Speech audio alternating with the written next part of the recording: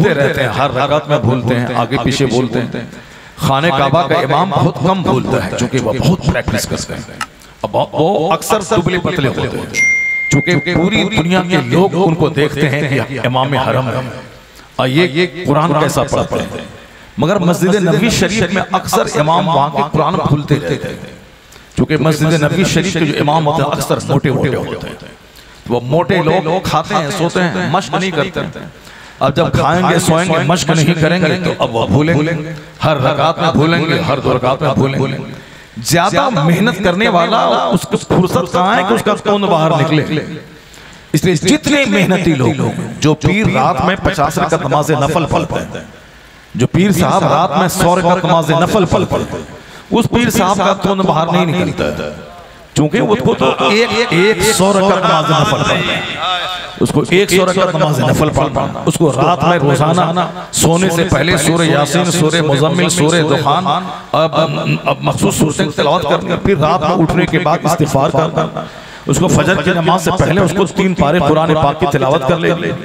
जाहिर सी बात है सुबह सवेरे फजर की नमाज पढ़ के वह पीर जब मस्जिद से बाहर निकलते हैं तो ऐसा लगता है कि चेहरे से नूर टपक रहा है। सुभान अल्लाह, सुभान अल्लाह। उस वक्त लोग उनका चेहरा देखने के लिए आते हैं कि हजरत का दीदार करें, जो 4 घंटे से महवे इबादत है और जो 10 घंटे सोने के बाद भी फजर की नमाज पढ़ने के बाद वह जमाई लेते मस्जिद से निकलते हैं और नींद का खुमार उसकी आंखों में होता है।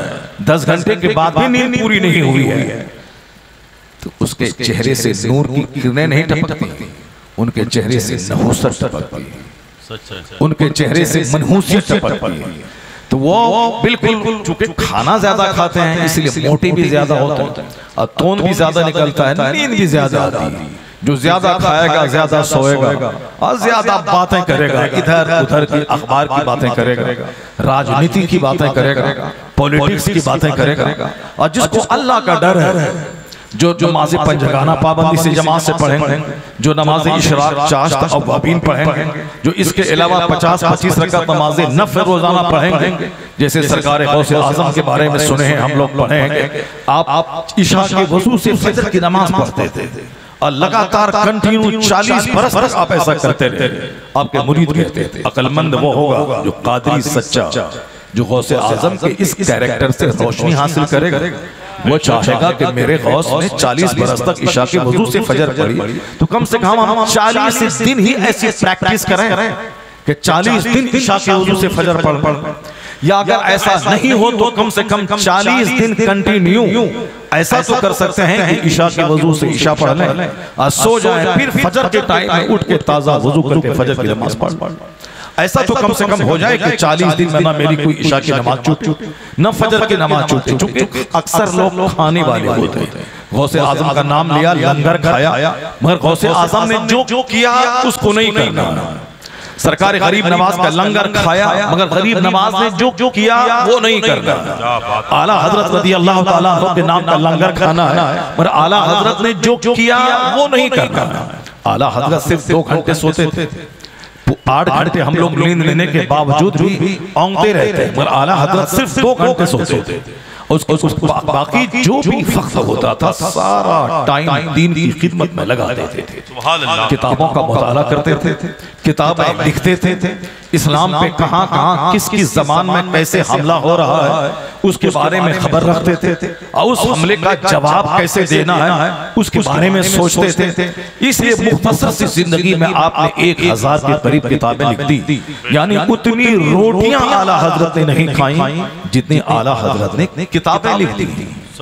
उतनी रोटियां अपनी जिंदगी में नहीं खाई। तो हम लोगों को अब करना क्या है, बस रजा का लंगर खाना, बाकी रोजाना आधा घंटा भी किताब नहीं पढ़ना, रोजाना आधा घंटा भी आला हजरत के बारे में नहीं सोचना, क्योंकि उनका जो काम था वो कर लिया। अब हमारा काम सिर्फ खाना है, तीजा का खाना, 40वां का खाना और साहब चहलुम का खाना, बरसी का खाना, 11वीं का खाना, मुहर्रम का खाना, 12वीं का खाना, 6ठी का खाना, सिर्फ खाना ही मेरे हिस्से में रह गया। जाहिर सी बात है जो ज्यादा खाएगा मोटा मोटा हो, जो ज्यादा खाएगा उसका तोंद कोठी की तरह निकलेगा। वो न ज्यादा सोचेगा, न ज्यादा इबादत में मजा आएगा, न तकरीर में सुनने में मजा आएगा, न तकरीर करने में मजा आएगा।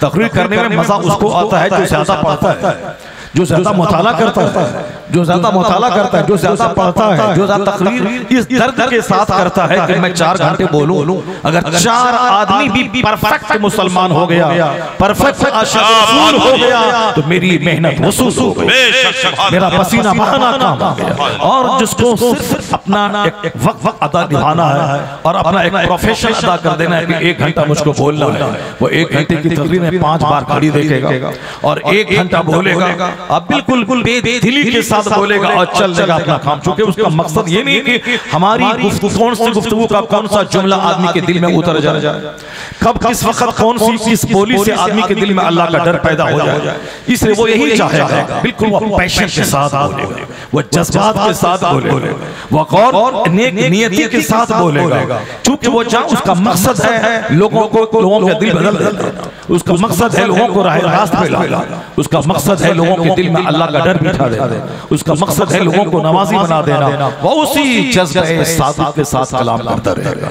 और जिसके पास कोई जज्बा नहीं है, कोई विजन नहीं है, कोई पैशन नहीं है, कोई हौसला नहीं है, वह बिल्कुल मुर्दा दिली के साथ मजलिस में बैठेगा, मुर्दा दिली के साथ बात करेगा, मुर्दा दिली के साथ जबरदस्ती जैसे किसी को पकड़ के रखा हो मजलिस में बैठेगा। वो इंतजार करेगा कब मजलिस खत्म हो, कब लंगर चले, कब मजलिस खत्म हो, कब तबरुक मिले, कब लंगर कब मजलिस खत्म हो कि कब मिठाई हमको मिले। एक दूसरा मकसद है, वो जबरदस्ती बोझ बन के महफिल में बैठा हुआ।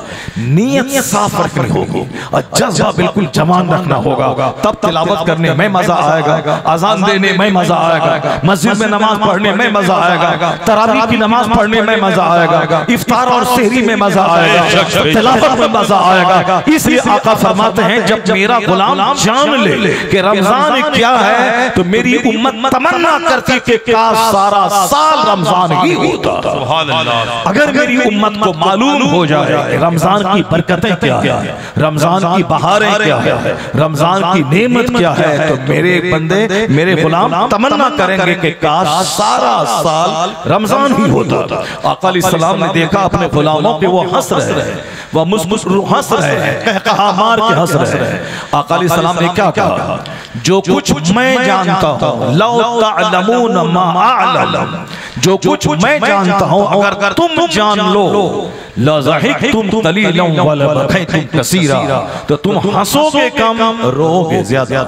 आका फरमाते हैं जो कुछ मैं जानता हूं। हुजूर क्या जानते हैं? सरकार कोहे सफा पे चढ़े हुए, सामने आपने कुरैश को आवाज दी, मक्का के लोग जमा हो गए। आप कहते हैं कि जिस तरह मैं पहाड़ पे चढ़ा हुआ हूं, मैं आगे भी देखता हूं, मैं पीछे भी देख रहा हूं। अगर मैं तुमसे ये कहूं कि एक फौज हमला करने वाली है, क्या तुम यकीन कर लोगे?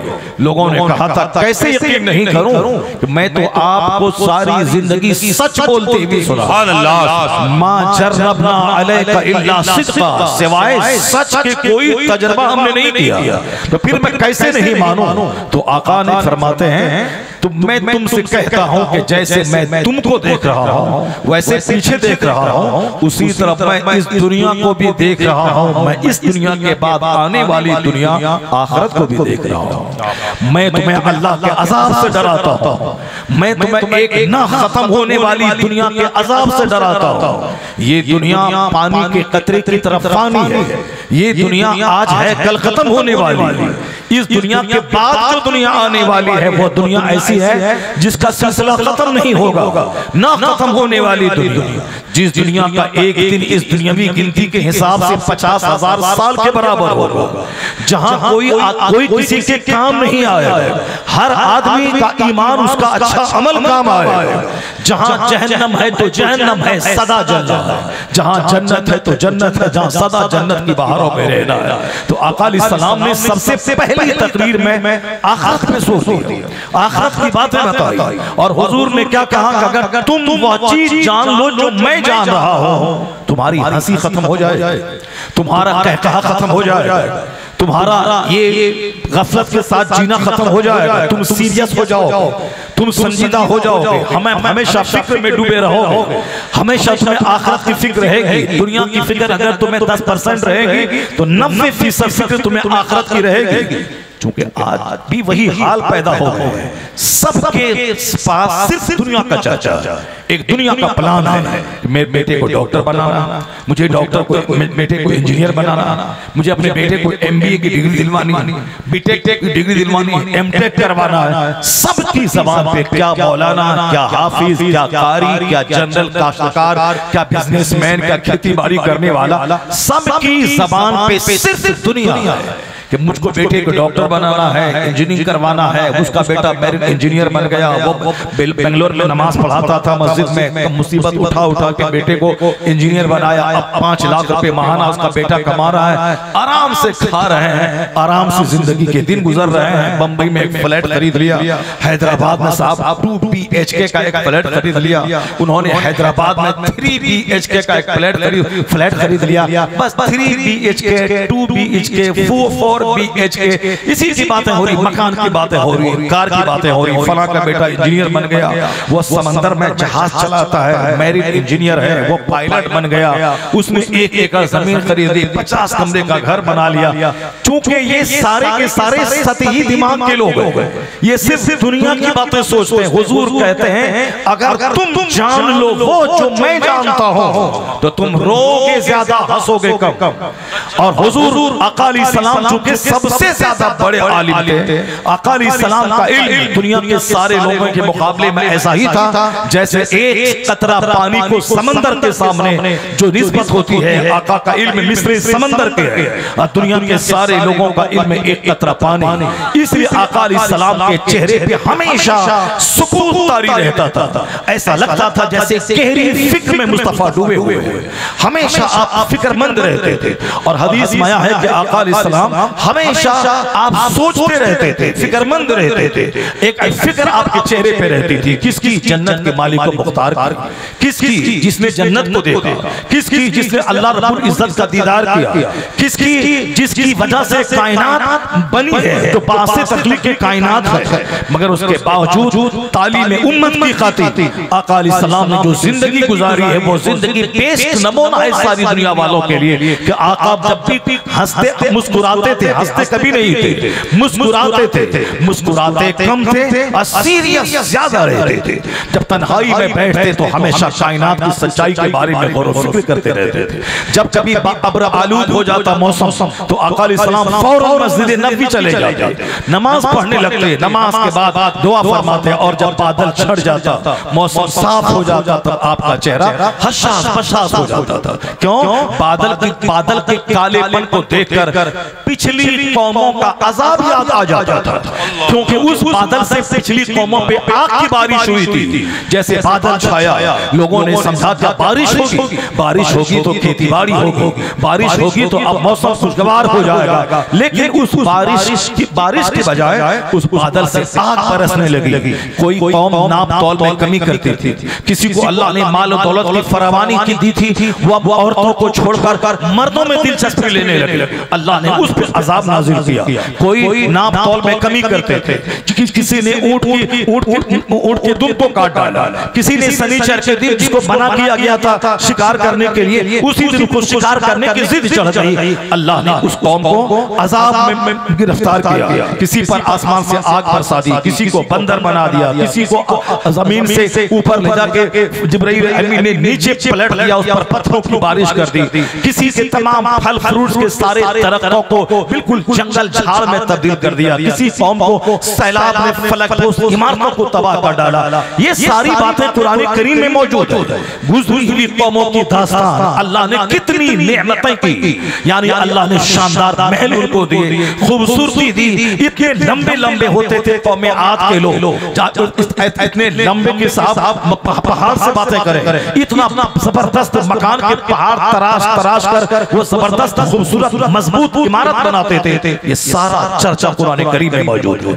लेकिन जब वो नेमतों का गलत इस्तेमाल करने लगे, नेमतें खाने के बाद उनको मस्तियां चढ़ गई, उनको ज़िनाकारी सूझने लगी, उनको इकलामबाजी सूझने लगी, उनको मकान का मुकाबला सूझने लगा, उनको सिर्फ दौलत जमा करने का नशा छा गया, उनको एक दूसरे को सलील करना, एक दूसरे को तबाह करना, यही उसके दिमाग में आने लगा कि दूसरों को सलील करके मैं इज्जत हासिल करूं, पड़ोसियों को सताना, अत्याचार करना, अहंकार और घमंड से भर जाना। चूंकि दौलतों का मजाज यही होता है, दौलतें जहां आती हैं सबसे पहली चीज जो दौलत लाती है वो घमंड लाती है, यानी मैं सबसे सुपीरियर हूं, मैं सबसे अच्छा हूं। यही घमंड है जो आदमी की सारी अच्छी क्वालिटीज को जलाकर राख कर देता है। सबसे पहले घमंड, उसके बाद जो दूसरी चीज आती है वो दूसरी चीज आती है ज़िनाकारी। चूंकि दौलत के बाद आदमी को औरतों की चाहत बढ़ जाती है, यहाँ तक कि जो लोग लीगल तौर पर औरतों की तमन्ना करते हैं वो मुसलमान है, अल्लाह ने दौलतें दी है, वो चाहते हैं कि मैं 4 शादी कर लूं, क्योंकि 4 शादी करना सुन्नत है, 4 शादी करना सुन्नत है। लेकिन जो मुसलमान नहीं है, जिनको अल्लाह का डर नहीं है, वो फिर एक 100 औरतों के साथ सम्मत बनाना चाहते हैं। यानी दौलत का मजाज है औरतों की चाहत, दौलतों का मजाज है अच्छे लिबास की चाहत, दौलतों का मजाज है अच्छे घर की चाहत, दौलतों का मजाज है अच्छे डिशेस और अच्छे दस्तरखान की चाहत। जब पिछली कौमों को अल्लाह ने दौलतें देकर एहसान किया, उन लोगों ने अपनी सारी एनर्जी सिर्फ मुकाबला करने, मकान बनाने, गाड़ी जानवर खरीदने, अच्छा कपड़ा पहनने और की चाहत के पीछे लगा दिया। तो अल्लाह ने उसे आजमाया, फिर उसके बाद दौलतें छीन कर उसे सलील और रुस्वा कर दिया।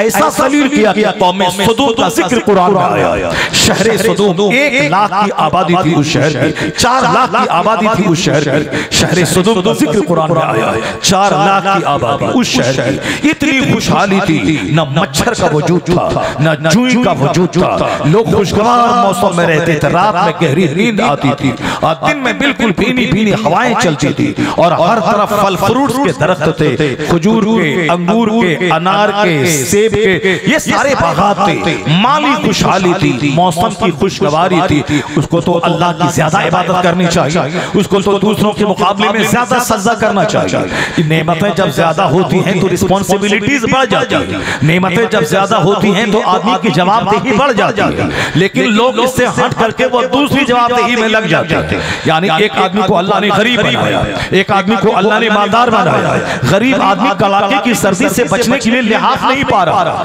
गरीब आदमी जबरदस्त तेज गर्मी के थपेड़ों से बचने के लिए अपने घर में फैन और एसी नहीं पा रहा। उसको तो परेशानी है कि मैं कैसे इस गर्मी में कपड़ा पहनूं और कैसे मैं सजदा करूं, उसको तो परेशानी है कि मैं इस कड़ाके की सर्दी में कैसे बर्फीले पानी से वजू करूं और कैसे मैं सजदा करूं। लेकिन एक बंदे को अल्लाह ने दौलत दी, उनके यहाँ जाड़े से बचने के लिए घर में लिबास, घर में गद्दा मौजूद, उनके यहाँ जाड़े में वजू करने के लिए गीजर मौजूद, उनके यहाँ गर्मी के मौसम में सुकून पाने के लिए एसी मौजूद है। उसको तो गरीबों के मुकाबले में 10 सजदा ज्यादा करना चाहिए, उसको तो गरीबों के मुकाबले में ज्यादा कुरान पढ़ना चाहिए, उसको तो गरीबों के मुकाबले में ज्यादा इबादत करनी चाहिए। लेकिन जायजा ले, वो गर्मी के थपेड़ों में सजदा करता है, लेकिन यह एसी के मकान में सजदा नहीं करता है। वो साहब कड़ाके की सर्दी में बर्फीले पानी से वजू करके फजर पढ़ने जाता है, लेकिन ये बंदा गीजर की मौजूदगी में नमाज नहीं पढ़ता। ये जो लोग कहते हैं कि दौलत आएगी, खुशहाली आएगी तो ज्यादा सजदा करेंगे, बिल्कुल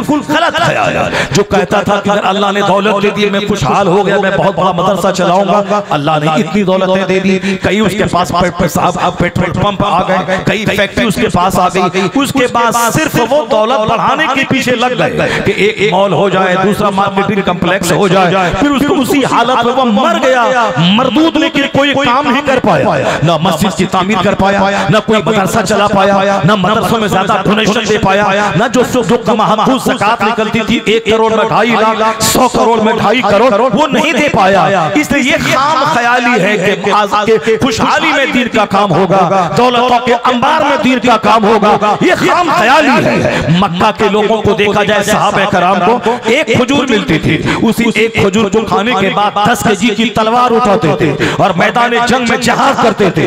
उनके घरों पे छत नहीं थी, बल्कि छप्पर पे घास है, मिट्टी की दीवारें हैं, लेकिन हौसला जवान था तो अपने वतन से बेवतन होकर जिहाद करने निकल गए। जब वो बेवतन होकर जिहाद करने निकल गए, खाने पीने के लिए घर में कोई सामान नहीं, बमुश्किल तमाम खजूर, बमुश्किल तमाम पानी है, लेकिन जो काम उन लोगों ने करके दिखलाया जिनके पास रहने का घर नहीं था, जिनके पास खाने के लिए रोटियां नहीं थी, जिनके पास ज्यादा मालो असबाब नहीं थे, उन लोगों ने अरब को हिला डाला, अजम हिला डाला, ईरान पे फतह कर लिया, रूम पे फतह कर लिया। वही अरब का मुजाहिद मोहम्मद इब्न कासिम हिंदुस्तान आया, हिंदुस्तान पे 800 साल तक मुसलमानों की सल्तनत अल्लाह ने इस मुल्क में अता फरमा दी। तो निहत्थे लोगों ने, कमजोर लोगों ने गरीबी में वो कीचड़ वाली जगह पे सजदा करके, कच्ची दीवारों में सजदा करके, उनकी दीवारें कच्ची थी पर हौसला जवान था, ईमान पुख्ता था। पता चला खुशहाली में दीन का काम नहीं होता, दीन का काम तो तंगियों में होता है। जब हौसला जवान होता है, जब जज्बा जवान होता है, तो मिट्टी की दीवारों में वो काम होता है जो काम महल में नहीं होता था। नारे तकबीर, नारे रिसालत। हमारी सोच, हम जो सोचते हैं यह सोच वो नहीं है सच्ची सोच। सोच वही है जो सोच मुस्तफा की दी हुई है, सोच वही है जो कुरान ने दिया है। अब कुरान से हट के जो आप सोचेंगे तो 2-4 सिक्के कमा तो लेंगे, और 2-4 रोटी खा तो लेंगे, और 2-4 मकान बना तो लेंगे, लेकिन एक कामयाब जिंदगी कभी नहीं गुजार पाएंगे। क्योंकि कामयाब जिंदगी गुजारने के लिए वही नुस्खा कारगर है जो नुस्खा कुरान ने अता फरमाया, जो नुस्खा हदीस पाक ने दिया, और जो नुस्खा सहाबा कराम ने हमारे लिए मॉडल बन के हमारे लिए जो निशान उन्होंने छोड़ा है। हुजूर ने क्यों कहा असहाबी कन्नजुम बिअयहिम इक्तदैतुम इहतदैतुम, मेरे सहाबा सितारों की तरह जिसकी तुम पैरवी करोगे हिदायत पा जाओगे। सारे सहाबा से अल्लाह ने जन्नत का वादा कर लिया, इसलिए जिस सहाबी की जिंदगी को आप उठा लें, उनका इसार, उनकी कुर्बानी, उनकी सादगी, उनको दूसरों की जरूरत पे अपनी जरूरत को कुर्बान कर देना, अपने बीवी बाल बच्चों से ज्यादा आका अलैहिस्सलाम से सच्ची मोहब्बत करना, और एक आवाज पे नर्म गद्देदार बिस्तर को छोड़ करके लब्बैक कहता हुआ मैदान जंग में हाजिर हो जाना, और साइल के सवाल पर कर्ज लेकर उसकी जरूरत को पूरी कर देना। ये सारी क्वालिटी सहाबा कराम में मौजूद थी। इसलिए जिस सहाबा की पैरवी करेंगे आप राह रास्त पे आ जाएंगे। हजरत दहदा अंसारी है, उन्होंने अपना सबसे कीमती बाग जिसमें 600 खजूर के दरख्त लगे हुए थे, उन्होंने आका अलैहिस्सलाम को गवाह बनाकर सारा बाग अल्लाह की राह में खैरात कर दी। और जब वहां से वापस अपने घर आए तो बाग के अंदर नहीं दाखिल हो, अपनी बीवी को आवाज दी कि आ जाओ। कहा खैरियत तो है? कहा कि ये बाग आज से अल्लाह की अमानत में मैंने दे दिया, मैंने अल्लाह की राह में दे दिया। बीवी सर के बाल नहीं नोच रही कि अब मैं कैसे खाऊंगी, अब मैं कैसे कपड़ा पहनूंगी, क्योंकि सहाबे कराम की बीवियों को जिंदा रहकर सिर्फ जन्नत कमाने का एक नशा था। वह दीनदारी की राह पे चलने की फिक्र 24 घंटे रहती थी। जो मिला खा लिया, जो मिला पहन लिया, बाकी हमेशा दिमाग में जन्नत की फिक्र रहती थी कि अगर कल मौत आ गई तो फिर मेरा आखिरत में क्या होगा। यही वजह है कि वह मोटा छोटा पहन लेती थी, वह रूखा सूखा खा लेती थी, वो अपने शौहर की जिंदगी से रोशनी हासिल करती थी, वो हमेशा 24 घंटे अल्लाह के रसूल की रजा तलाश करती थी। इसलिए उनके सीने में ज्यादा दौलत की चाहत नहीं थी। वो थोड़ी सी गरीबी परेशानी आने के बाद वो सर के बाल नहीं नोचती थी, वह दीवार से सर नहीं टकराती थी, वह नहीं कहती थी कि कल मैं क्या खाऊंगी, मेरा बच्चा क्या खाएगा।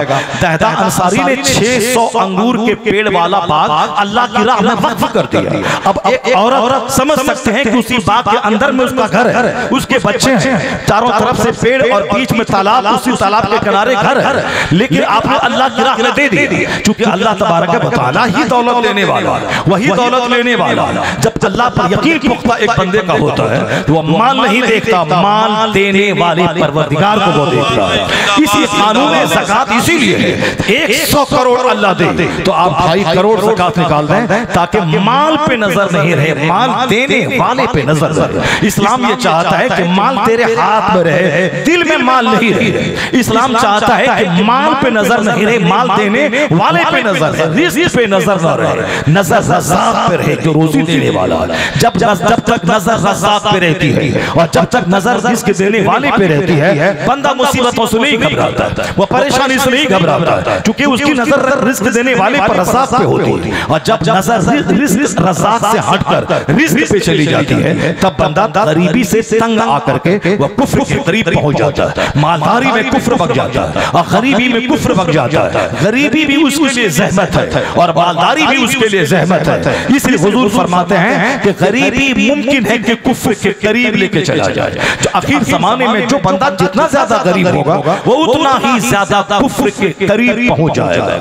इसलिए कहा गया है कि आखिर जमाने में हलाल तरीके से खूब माल कमाओ और उस माल को बेकार के कामों में खर्च मत करो, यानी बच्चों की बर्थडे पार्टी में पैसा मत बहाओ, शादी ब्याह में गैर जरूरी रस्मों को दाखिल करके पानी की तरफ पैसे मत बहाओ, वरना जिस दिन तंगियों के दिन आ जाएंगे उस दिन दाने दाने को तरस जाओगे। ये पैसे को बचा के रखो, ये पैसा तुम्हारे लिए ढाल है। हज़रत सुफियान सौरी रज़ी अल्लाह ताला अन्हु कहते हैं ये माल मेरे लिए ढाल है, अगर ये माल मेरे पास नहीं होता ये दुनियादार बादशाह मुझको जलील समझ लेते, ये दुनियादार किस्म के लोग मुझको वैल्यू नहीं देते। और आज भी वो वक्त आ गया है कि माल हमारे लिए ढाल है। जिस तरह से समाज में मैं देखता हूँ जिस मौलवी के पास माल है, अगर उसके पास अच्छी दौलत है, बाप दादी की पुरानी प्रॉपर्टी 100 बीघा जमीन है उसके पास, अगर वो जुमा के दिन खिताब करता है, खिताब में 10 मिनट अगर वो आगे चला गया कोई कुछ बोलने वाला नहीं है। लेकिन उसी गांव का कोई गरीब का बच्चा, मजदूर का बच्चा अगर मौलाना बन जाता है और वो जुमा के दिन खिताब करने के लिए मेंबर पे चढ़ जाता है, 1 मिनट अगर ज्यादा लंबी तकरीर किया तो समाज का दूसरा मालदार उस पर दबाव बनाता है, बंद करो तकरीर, ज्यादा टाइम हो गया। यानी अब उसकी शान तकरीर का असर खत्म करने के लिए अब उनको गुरबत बताना देता है, उसको 2-4 बातें कह देता है, वो आंख उठा के देखता है। ये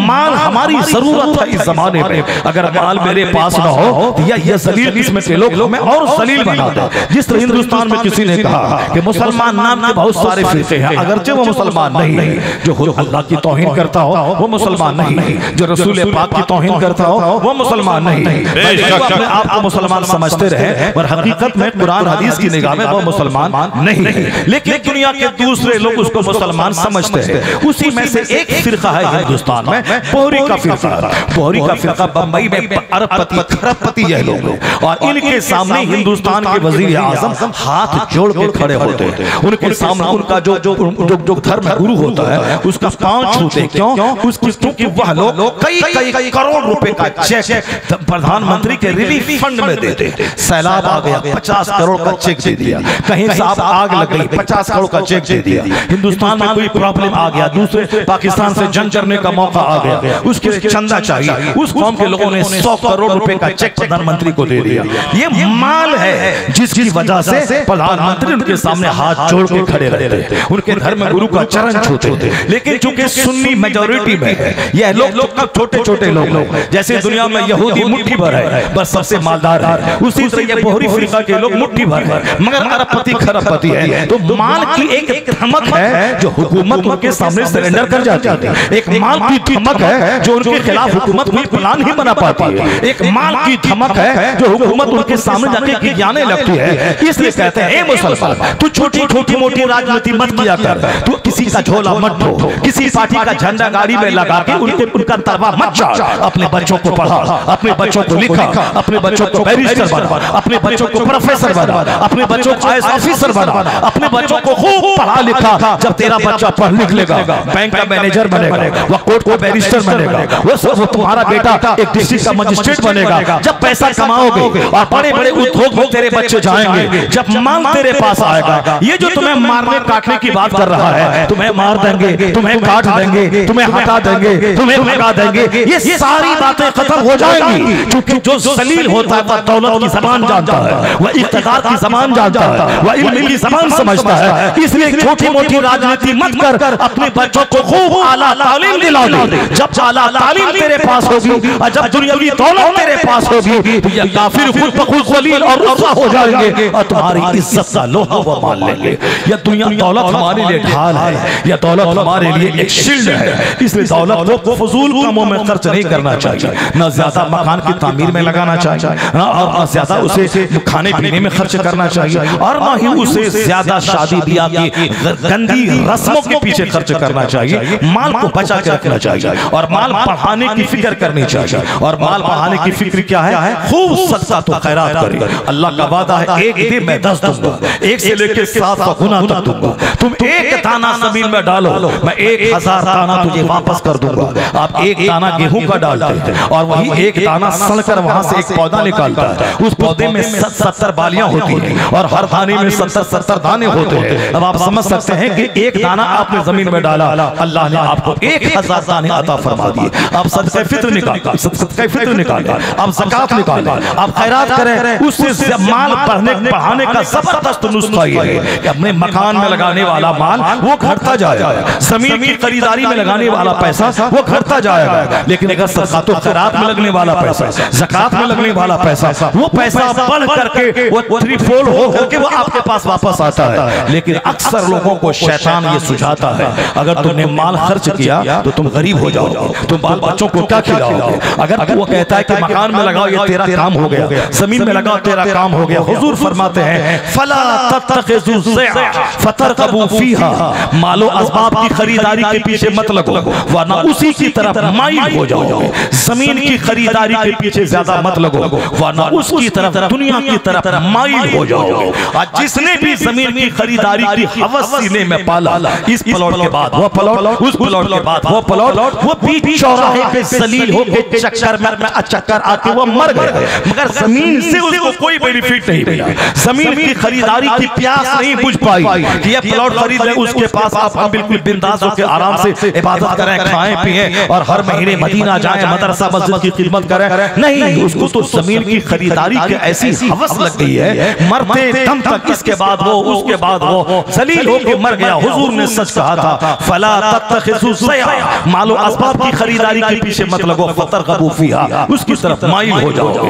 जो लोग फिक्रमंद है, जो लोग अक्लमंद है, जो लोग दानिशमंद है, जिनकी नजर आखिरत पे रहती है, वो सदका खैरात में कसीर माल खर्च करते हैं। हजरत उस्मान गनी ग़ज़वा तबूक के मौके पर 1000 घोड़ा मालो असबाब से लदे हुए उसमें आका अलैहिस्सलाम के सामने पेश कर दिया, खुदा की राह में दे दिया। अब कहत छाया है पूरे मदीने में, पूरे मदीने में कहत छाया था। 100 ऊंट गेहूं से लदे हुए हजरत उस्मान गनी के आए। मदीने का सारा बड़ा बड़ा कारोबारी आपके पास आ गया, कहा आप मुझे माल दे दीजिए, मैं 2% आपको फायदा दूंगा। कहा तुम में से कौन है जो 1 रुपए का माल को 10 रुपए में खरीदेगा। कहा ऐसा कोई नहीं कर सकता है। कहा जिसने मुझको वादा किया है कि 1 के बदले हम 10 आपको देंगे, हम उसको देंगे। कहा जो वादा किया है उसको आप दे दीजिए।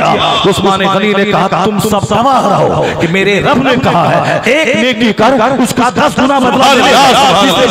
मैं मदीने में कहत है मुसलमान परेशान है, तो तुम लोग गवाह रहो कि 100 ऊंट गेहूं से लदे हुए मदीना के मुसलमानों पे मैंने खैरात कर दिया, मदीना के मुसलमानों पे मैंने वक्फ कर दिया। क्या उस्मान गनी गरीब हो गए? क्या उस्मान गनी कंगाल हो गए? नहीं, वो तो मदीने में अब मक्का में करोड़ों की दौलत छोड़ के वो सबसे पहले हबशा गए और हबशा के बाद मदीना आए। तो उस्मान गनी साहिबे हिजरतैन है, वो उस्मान गनी ज़ुन्नुरैन भी है, वो साहिबे हिजरतैन भी है, 2 नूर वाले भी और 2 हिजरत वाले हैं। पहली हिजरत आपने ईमान बचाने के लिए मक्का छोड़कर हबशा की तरफ की, दूसरी हिजरत आपने हबशा से चल के मदीना शरीफ आपने हिजरत की। तो सारा मालो असबाब तो मक्का में छोड़ गए, ईमान बचाने के लिए मदीना आ गए। तो क्या अल्लाह ताला उसे जलील कर दिया? ये हमारी कमजोर सोच है कि हम पैसा ज्यादा खर्चा कर देंगे मदरसा मस्जिद में और गरीबों मिस्किनों में, तो माल मेरा घट जाएगा। ये शैतान है। शैतान कहता है, शैतान हमें गरीबी से डराता है। अल्लाह तबारक व तआला कहता है तुम खैरात करो, तुम मुझे कर्ज़ हसन दो, तुम मेरी राह में खर्च करो, मैं तेरा माल बढ़ाता रहूंगा, माल बढ़ाऊंगा। मगर शैतान गरीबी से डराता है कि माल खर्च करोगे तुम गरीब हो जाओगे। फजूल खर्ची में जो माल खर्च होता है उससे तो गरीबी आ सकती है, लेकिन अल्लाह की राह में जो माल खर्च होता है उससे गरीबी कभी नहीं आएगी, बल्कि उससे माल में इजाफा होता चला जाता है। हजरत उस्मान गनी ने करोड़ों का माल मक्का में छोड़ दिया, तो मदीना आने के बाद जलील नहीं हो गए, क्योंकि अल्लाह के लिए माल छोड़ा था, अल्लाह के लिए वतन छोड़ा था। तो अल्लाह रब्बुल इज्जत ने उस्मान गनी के माल में इसी कदर बरकतें अता फरमा दी कि वो अचानक कर्जा लेके फैक्ट्री लेके नहीं बैठ गए, वो 50 गाय नहीं खरीदी, वो दूसरों से इससे उससे 1000 रुपए लेने के बाद उन्होंने कोई फैक्ट्री नहीं डाल दी, बल्कि उस्मान गनी रज़ियल्लाहु ताला अन्हु कारोबार छोटे से शुरू होता था, फिर अल्लाह जब बरकतें देता है वो कारोबार बढ़ करके बड़ा हो जाता है। पर मुसलमानों की टेंडेंसी आज हो गई है 5 करोड़ होगा तब मैं कारोबार करूंगा, या 2 लाख में क्या होने वाला है, या 10,000 में क्या होने वाला है। यानी इसको चाहिए कि जमीन बेच के या ससुराल से 10 करोड़ मिल जाए या किसी से कर्ज ले ले, कारोबार बड़ा कर दे, बड़ा मॉल बना दे, सारा सामान भर दे, और अगर 1 साल में नहीं चला तो मॉल में ताला लगा के वो भाग जाए वहां से। इसलिए ज्यादा बड़ी पूंजी नहीं लगानी चाहिए, बल्कि शुरू में छोटी सी पूंजी लगा के बंदा बैठ जाए। अगर 10,000 में भी कारोबार हो सकता है। हाँ, तुम अपने प्रेस्टीज के मुताबिक बड़ा मॉल खोलेगा और 2 साल के बाद नहीं चला तो जहर खा के मर जाएगा। लेकिन 10,000 में सब्जी लेके बैठ गए, 10,000 में सेब लेके बैठ गए, 10,000 में फ्रूट लेके बैठ गए। अल्लाह ताला बरकत इतनी देगा कि आज फुटपाथ पे फ्रूट बेच रहा है, कल मुमकिन है कि फुटपाथ पर तेरी मंडी हो जाए, तेरे पास मार्केट हो जाए, तेरे पास बड़ी दुकान हो जाए। अभी रमजान के बाद एक नौजवान से मुलाकात हुई, बिल्कुल जबरदस्त दाढ़ी, शानदार टोपी और फिर ततादु हुजूर सलाम से मुरीद यानी मुरब्बक का रस्मी बरेलवी है। वो कहता हजरत मैंने जब से फ्रूट का कारोबार किया है इतनी बरकतें अल्लाह ने दे दी है, सिर्फ फजर के बाद मैं बैठता हूँ और 10 बजे कारोबार समेट लेता हूँ और सारा दिन ज़ोहर असर मगरिब इशा तिलावत में लगा रहता हूँ।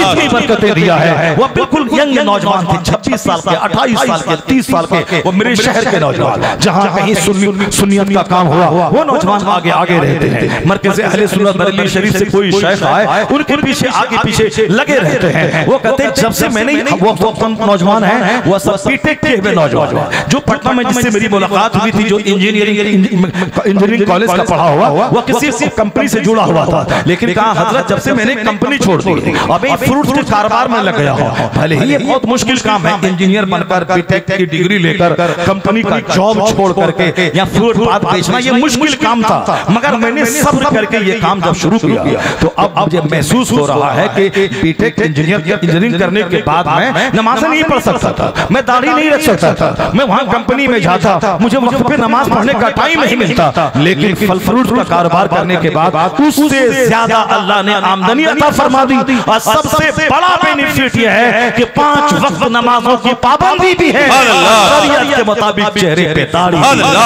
हजरत उस्मान गनी ने वो फैक्ट्री नहीं कायम की, वो 50 गाय को नहीं खरीदा, वो 50 भैंस नहीं खरीदा, बल्कि दूध लेके बाजार में बैठ गए, पनीर लेके बैठ गए, क्योंकि अल्लाह के लिए उन्होंने मक्का की सारी जायदाद छोड़ के हिजरत किया था, अल्लाह के लिए। इसलिए मोमिन होने के नाते सबसे पहले बुनियादी तौर पर दिल में यह अकीदा जमाना होगा कि रोजी देने वाला अल्लाह, बादशाहत देने वाला अल्लाह है, हुकूमत छीनने वाला अल्लाह, जलील करने वाला अल्लाह है। एक बच्चा है तो भी वही रोजी देता है और 10 बच्चे रहे तो भी वही रोजी देता है। अल्लाह ने कुरान करीम में एक दर्जन जगहों पे कहा है ला तक़तुलू औलादकुम खश्यता इमलाक, गरीबी के डर से बच्चों को कत्ल मत कर, मैं तुझे भी रोजी देता हूँ, तेरे बच्चों को भी रोजी दूंगा, मैंने जितना तुझको पाला है तेरे बच्चों को भी मैं पालूंगा। जब तक नजर अल्लाह पे रहती है तब तक बंदा एक बेटा रहे या 10 बच्चे रहे वो फिक्रमंद नहीं रहता, क्योंकि एक रहे वही रब खिलाएगा और 10 रहे वही रब खिलाएगा।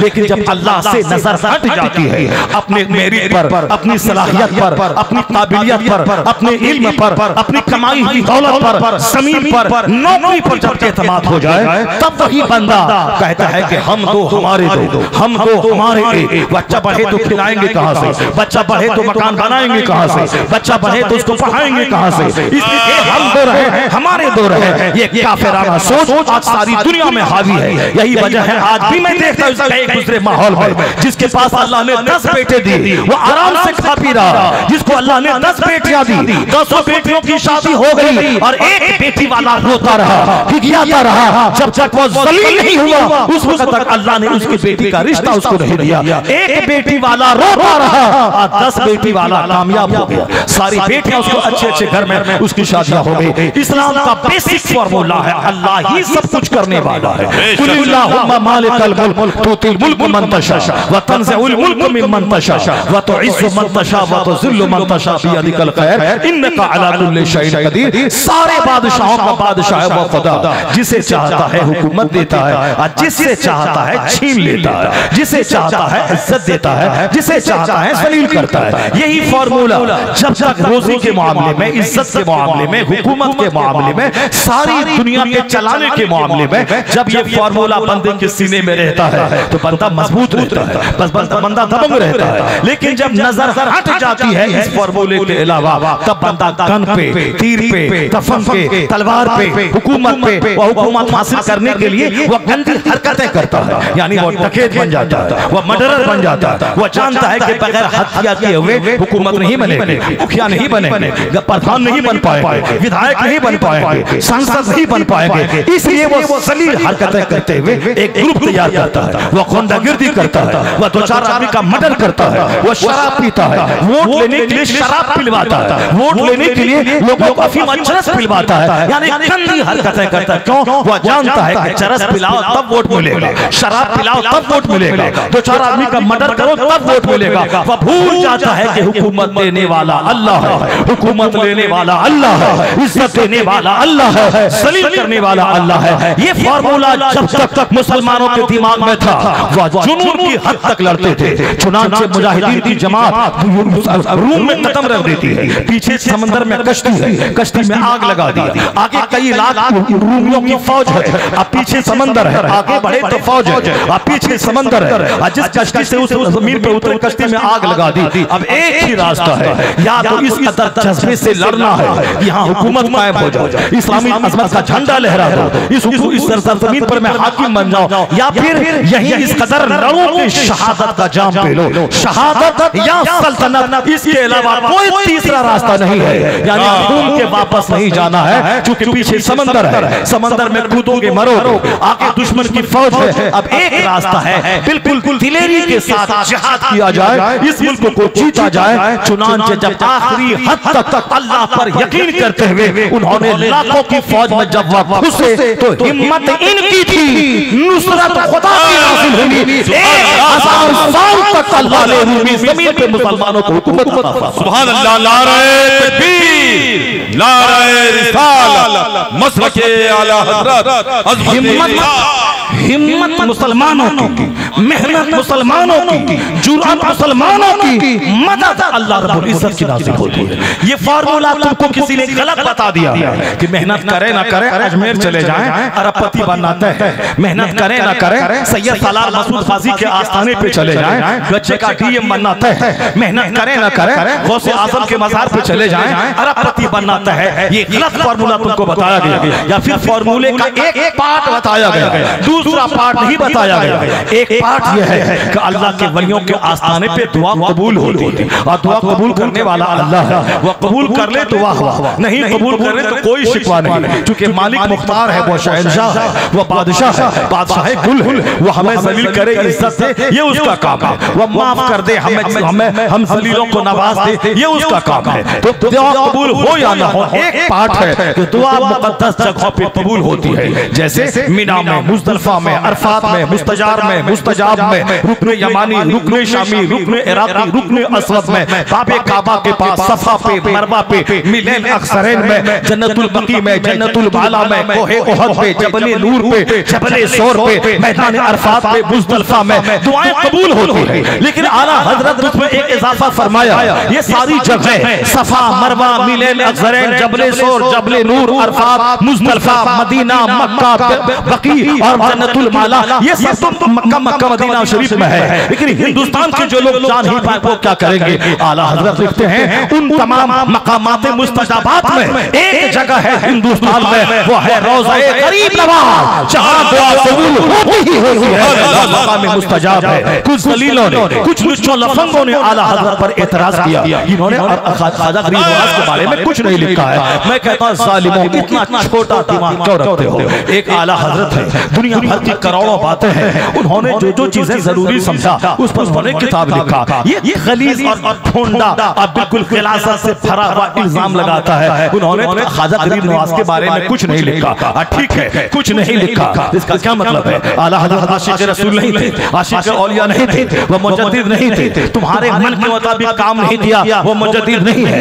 एक बंदा दुनिया भर के मसाइल पे लिखना है, और इश्क भी तो कोई चीज है, मोहब्बत भी तो कोई चीज है, सब कुछ मालूम है। यहाँ स्टेज पर 100 मौलाना, 100 सब अपनी अपनी मस्जिदों में काम कर रहे हैं, अपने अपने मदरसों में काम कर रहे हैं, लेकिन मुझको तो सिर्फ 2 आलिम का नाम मालूम है। हमको मुफ्ती मोइन साहब का नाम मालूम है। हम इसका अगर नाम ले लेते हैं तो इसका मतलब ये नहीं कि सारे मुफ्तियाने कराम मेरी शिकायत करने लगे, मेरा नाम नहीं लिया, मेरे बारे में कुछ नहीं कहा, मेरे बारे में कुछ नहीं बोला। हम कहते हैं कि मेरे बारे में कुछ नहीं बोला, ये कोई जरूरी है कि सबके बारे में बोल दिया जाए, सबके बारे में कह दिया जाए, जिसको चाहा बोल दिया।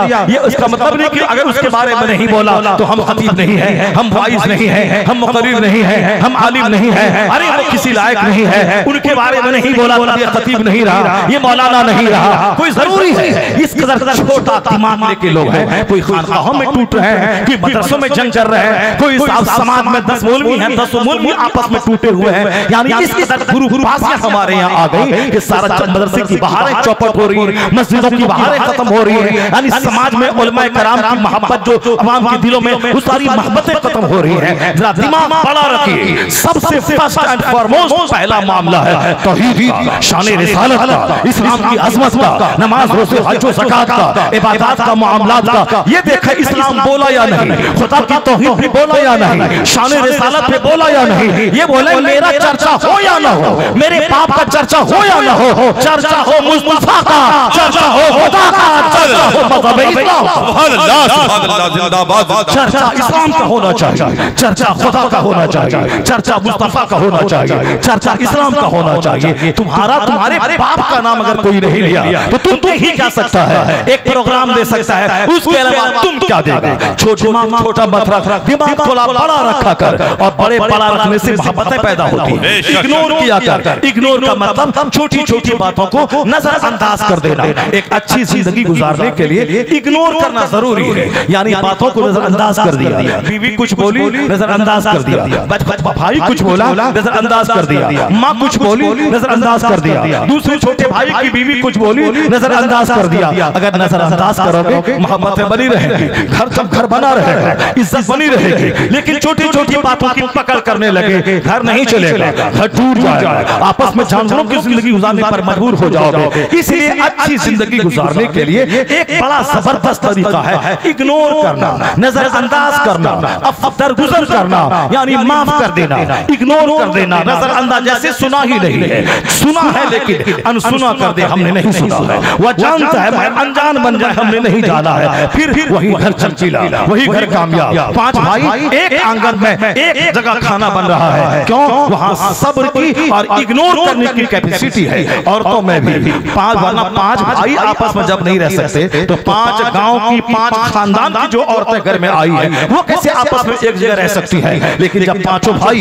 जो एक मां के पेट से पैदा हुआ है, अगर ये 5 भाई आपस में मोहब्बत से रहे, इग्नोर और सब्र की क्वालिटी जिसके अंदर रहे, तो इनकी बीवियां भी अपने शौहर से सीख कर न चाह करके भी उसको भी इग्नोर की आदत अपनानी पड़ेगी, उसको भी सब्र की आदत अपनानी पड़ेगी। तो एक कामयाब घरेलू जिंदगी, domestic life, international life, physical life, spiritual life, यानी जिंदगी के जितनी भी ब्रांचेज और शाखा है, हर ब्रांचेज में कामयाब होने के लिए इस क्वालिटी को नाफिज करना होगा। इग्नोर, एक मदरसे में 10 टीचर है, एक प्रिंसिपल है और एक टीचर कुछ बोल रहा है, यानी पीछे ग़ीबत कर रहा है। अगर आप सबकी पकड़ेंगे, तुमने ऐसा बोला, तुमने वैसा बोला, तो फिर तो प्रिंसिपल नहीं, वो तो सब एक जाहिल और तमाम जानवर बन के इस्तीफा देके उसको भागना पड़ेगा। अब जहाँ 10 टीचर है, जहाँ 20 टीचर है, ऐसा नहीं कि सारे लोग दिल से मेरी इज्जत करेंगे, बस सामने डिसिप्लिन बना के रखे। अब पीछे कौन कहाँ क्या बोल रहा है उसके पीछे आप नहीं पड़े। तुम ये बोला था, तुम फलां चौक पे ये बोला था, तुम फलां के आगे सामने ये बोला था, तुम फलां का किस का तू मुंह पकड़ेगा, किसके प्रूफ तू लाएगा, जलील हो जाओगे। इग्नोर करना, नजरअंदाज करना, सब्र करना और अनजान बन जाना, मोहब्बत बनी रहेगी, मोहब्बत का माहौल बना रहेगा। यही इस्लाम सिखाता है। इस्लाम सिखाता है नजर रहे अल्लाह पे, नजर रहे रसूलुल्लाह पे, नजर रहे इस्लामी तालीमात पे, तो बना रहेगा। और यह टूट की पॉलिसी छोड़ना पड़ेगा। सिर्फ एक पहलू है साहब, आप अजमेर जाए, बगदाद जाए और यो साहिब के मजार पे जाए, आला हजरत ने जो लिख लिया है एक पॉइंट, ये पॉइंट 1000 किताबों पे भारी है। आला हजरत ने क्या लिखा? मकामे मुस्तजाबात में से, मकामात मुस्तजाबात में से एक जगह है हिंदुस्तान में, वो रोज़े गरीब नवाज है। गरीब नवाज से चिढ़ होती, गरीब नवाज की मोहब्बत नहीं होती, तो वो हज से वापस होते हुए गरीब नवाज के मजार पे हाजिरी देने नहीं जाते। और वो फिर वो अपने शेर में नहीं लिखते मजरे चिश्त बुखारा इरादो अजमेर, कौन सी किश्त पे परसा नहीं छाला तेरा, ये नहीं लिखते। वो ये नहीं लिखते कि मकामे मुस्तजाब है, यहाँ दुआ कबूल होती है, नहीं लिखते। इतना ही लिख देना काफी है। बाकी उस वक्त में उस वक्त इल्म गैब पे हमला हो रहा था, इख्तियारात मुस्तफा पे हमला हो रहा था, तौहीद पे हमला हो रहा था, कोई खुदा को झूठा कह रहा था माअज़ल्लाह, कोई पैगंबर आज़म की शान घटा रहा था, जो सबसे बड़ा मुद्दा था, जो सबसे बड़ा पॉइंट था। आला हज़रत ने सारी एनर्जी उस पे झोंक दी। उन्होंने 8 घंटे में अदलतुल मुल्किया लिखी, खाने काबा की चौखट पर बैठकर। ये उनका शार है, ये उनका पूरा इम्तियाज है, ये उनका अज़ीमुश्शान कारनामा है। उन्होंने इल्म साइंस की ज़बान में इस्लाम पे हमला होता हुआ देखा। उन्होंने एक जबरदस्त किताब लिख दी, जबरदस्त, आज तक भी वो एक साइंटिफिक शार है आला हज़रत की, जो ज्यादा जरूरत जरूरत हो उस पॉइंट पे ध्यान देना चाहिए, छोटी छोटी बातों को नजरअंदाज करना चाहिए। यहाँ एक तो ऐसे ही टूट फूट है और उसमें भी हजारों टूट फूट के दरवाजे खोल देंगे, वो आएगा तो हम नहीं जाएंगे, वो आएगा तो हम नहीं जाएंगे, जैसे कि कोई कुफ्र बक दिया हो, जैसे कोई कुफ्र बक दिया हो। ये सारी बातें छोड़नी पड़ेंगी, नजरअंदाज करनी पड़ेगी। आज सारी दुनिया तुम्हें मिटाने के लिए मुत्तहिद हो रही है। तुमने नहीं देखा ये इस्राइल का, अमेरिका का यहूदी, अमेरिका का ईसाई, इस्राइल का यहूदी, ये दोनों आपस में एक दूसरे से को काफिर कहते हैं। तुम्हारे कुरान में लिखा है वक़ालतिल यहूदु लैसत नसरा अला शै। अल्लाह रब्बुल इज्जत फरमाता है ये यहूदी कहते हैं नसरानी जीरो है, कुछ नहीं है। वक़ालतिन नसारा लैसत यहूदु अला शै, और नसरानी कहते हैं यहूदी कुछ नहीं है, यहूदी जीरो है। क्या मतलब? यहूदी नसरानी को काफिर कहते हैं और नसरानी यहूदी को काफिर कहते हैं। यह दोनों आपस में एक दूसरे को काफिर कहते हैं। और जब नसरानी को मौका मिलता है यहूदी को निगल जाते हैं। यहाँ तक कि first world war, second world war के बीच में कई करोड़ लोग, 8 करोड़ लोग जो मारे गए first world war, second world war में, उसमें वह हिटलर ने यहूदियों को चुन चुन के खदेड़ के मारा था। लगभग 50 लाख यहूदियों को हिटलर ने मारा, जर्मनी में मारा, और लंदन और फ्रांस के करीब जो लोग थे वो सब मारे गए। जो लोग बचे मुट्ठी भर, पूरी दुनिया में कोई उसको पनाह नहीं दे रहा था। ये फिलिस्तीन में उनको पनाह दिया गया। अरब के लोगों ने बड़ा सीना दिखाकर उसको पनाह दिया। आज 70 साल के बाद वही जिसको पनाह दिया गया था वही मुसलमानों के घरों को तोड़ रहा है, वही मुसलमानों को भगा रहा है, मुसलमानों के बच्चों को कत्ल कर रहा है। मगर हमारा कहने का मतलब सिर्फ इतना है, ये यहूदियों की जान जान है और दूसरों की जान जान नहीं है। ये मुट्ठी भर यहूदी कौम मुझको मिटाने के लिए उन्होंने ईसाई से साजबाज कर लिया, ईसाइयों का सारा नखरा उठा लिया। ये जानने के बावजूद कि ईसाई ने हमारे 50 लाख बाप दादाओं को ज़बह कर दिया, पर उसके बावजूद वो अपने सीने पर पत्थर रख करके मुसलमानों के खिलाफ इनको ज़बह करने के लिए वो दोनों आपस में मिल गए। आपस में मिल करके फिलिस्तीन को मिटा डाला, आपस में मिलकर मुसलमानों को मिटा डाला। उनका एक आदमी मरता है, वह चीखता है और हमारे हजारों लोग मर जाए, उसको कोई परवाह नहीं होती है। जो कुछ कश्मीर में पहलगाम में हुआ, जो 25 से 30 लोग मारे गए, हम उसकी मजम्मत करते हैं। इस्लाम में इस तरह की खुली दहशतगर्दी के लिए कोई जगह नहीं है। हम जबरदस्ती किसी को कलमा पढ़ाने दुनिया में नहीं आए हैं। कलमा पढ़ो वरना गन से मार देंगे, कलमा पढ़ो वरना गोली से भून देंगे, कलमा पढ़ो वरना गले में चादर डाल के तुम्हें हम मस्जिद में घुसा देंगे। ये काम तो हम पर फर्ज वाजिब नहीं है। ला इकराहा फिद्दीन, इस्लाम में दीन में कोई जबरदस्ती नहीं है। इस्लाम पेश करो, इस्लाम की खूबी बयान करो, इस्लाम की क्वालिटीज बयान करो, इस्लाम की अच्छाइयां बयान करो। जिस दिन उसका दिल माइल हो गया वो कलमा पढ़ के मुशर्रफ इस्लाम हो जाएगा। आप नमाज की फजीलत बयान करें, आप रोजे की फजीलत बयान करें, इस्लाम के कवानीन की अहमियत बयान करें, इस्लाम के उसूल की खूबियां बयान करें। सामने वाला बंदा 1000 में से 10 लोग कलमा पढ़ेंगे, वो खिंच के आ जाएंगे। किसी को जबरदस्ती मार के कलमा पढ़ाना या किसी पैगंबर पे फर्ज नहीं था, और न पैगंबर के गुलाम किसी आलिम किसी मुसलमान पे फर्ज है, बल्कि पहले पैगंबर सिर्फ अल्लाह का कलाम पढ़ के सुना देते थे और उसी हजारों लाखों में से चंद लोग कलमा पढ़ के मुसलमान बन जाते थे। और यही काम आज आलिम दीन पर भी जरूरी है। आप जुमा को खिताब करें, आप ईदैन में खिताब करें, आप खुतबे निकाह में खिताब निकाह में बयान करें, मजलिसों में बयान करें, आप बयान करें, कुरान बोले, हदीस बोले, सहाबा की जिंदगी बोले, अच्छी अच्छी बातें बोले। उसी में से 50 लोग नमाजी बनेंगे, नेक बनेंगे, बुराई छोड़ेंगे, गुनाह तर्क करेंगे, काफिर सुनेंगे, वो इस्लाम ले आएंगे। ये तो है। मैं किसी को गन दिखा के कलमा वरना मार देंगे, ना हदीस में कहीं आया है ना कुरान में कहीं आया है। जो कुछ हुआ पहलगाम में, हिंदुस्तान के 40 करोड़ मुसलमान उसकी मजम्मत करते हैं, दुनिया भर के सारे मुसलमान उसकी मजम्मत करते हैं। ऐसा भी तो हो सकता है कि जो हम मुसलमानों को बदनाम करने के पीछे हमेशा लगा रहता है, हो सकता है वही इस तरह का कारनामा अंजाम दिया हो और अंजाम देके मुसलमानों को बदनाम करने के लिए ऐसा किया हो। कोई मुसलमान नहीं हो बल्कि इस्लाम को बदनाम करने की साजिश हो, ऐसा उन्होंने किया हो। ये भी मुमकिन है, ऐसा भी हो सकता है और ऐसा अक्सर होता रहता है। आप हज़रात खड़े हो जाएं एक लम्हा के लिए। औलाद गौसे आज़म, औलाद मौलाए कायनात, शहज़ादे गरीब नवाज हज़रत अल्लामा सैयद अब्दुल कदीर साहब की आमद हो रही है। नारे तकबीर। और करीब आ जाएं आप हज़रात, और करीब आ जाएं। एक आले रसूल के चेहरे की ज़ियारत के लिए आप करीब आ जाएं, करीब आ जाएं, करीब आ जाएं। बहारुल हिंद के फैज़ान व लमान से माला माल होने के लिए आप हज़रात और करीब आ जाएं। नारा लगा लें, नारे तकबीर, नारे रिसालत, मसलके आला हज़रत, आमदे हुजूर बहारुल हिंद, नारे तकबीर, नारे रिसालत। सुभान अल्लाह। ये देखें हुजूर अब्दुल कदीर मियां साहब जाजमऊ शरीफ कानपुर बहारुल हिंद की आमद हो गई। अब उनकी तकरीर भी आप सुनेंगे और जो लोग मुरीद नहीं हुए हैं वो उनसे मुरीद भी हो जाएंगे। सादात घराने से ताल्लुक़ रखते हैं मगर मसलक के आला हजरत के ज़बरदस्त वफादार सिपाही बनकर पूरे हिंदुस्तान में घूम घूम कर खूब आला हजरत के मसलक की खिदमत करते हैं और दुश्मनों के सामने आला हजरत के मसलक की हक़ानियत और सच्चाई को बयान करते हैं। अल्लाह तबारक व तआला बहारुल हिंद को खूब अल्लाह ताला लंबी उम्र अता फरमाए और सेहत व आफियत के साथ मसलक की खिदमत मरते दम तक करते रहने की तौफीक अता फरमाए। मैं जानता हूँ कि चूंकि हमारे जो लोग होते हैं वह लोग तहकीकी गुफ्तगू नहीं सुनना चाहते हैं। हमारे लोग या तो नाम सुन के भाग जाते हैं या फिर वह कॉमेडी सुनना चाहते हैं या फिर वह बगैर सर पैर की लच्छेदार कहानी सुनना चाहते हैं। वो ये कहना चाहते हैं कुछ भी करने की जरूरत नहीं, तुम सुन्नी हो, जन्नत इंतजार कर रही है तुम्हारे लिए, जन्नत मुंतजिर है तुम्हारे। नमाज ना पढ़ो, रोजा ना रखो, ज़कात ना दो, हज ना करो, दाढ़ी ना रखो, तौबा ना करो, जैसे जीते हो जियो, जन्नत मुंतजिर है, जन्नत इंतजार कर रही है। मैंने क्या कहा? हुजूर ने फरमाया है अगर तुम वो जान लेते जो मैं जानता हूँ, रोते ज्यादा हंसते कम। चूंकि बहुत सारे लोग ऐसे हैं सुन्नी बन के अगर मर गया तब न जन्नत जाओगे, मगर मरने से पहले पहले अगर वहाबी बन गए तो क्या तेरा क्या हाल होगा? अगर मरने से पहले पहले काफिर बन गए तो तेरा क्या हाल होगा? और ऐसा नहीं कि कोई अजूबा बात है, रोजाना सैकड़ों मुसलमानों के बेटे काफिर हो रहे हैं। कोई लड़की का चेहरा देखकर काफिर हो रहा, कोई नौकरी देख के काफिर हो रहा, कोई दुनिया के हालात मुसलमानों के ऊपर होने वाली आजमाइशों को देख के काफिर हो रहा।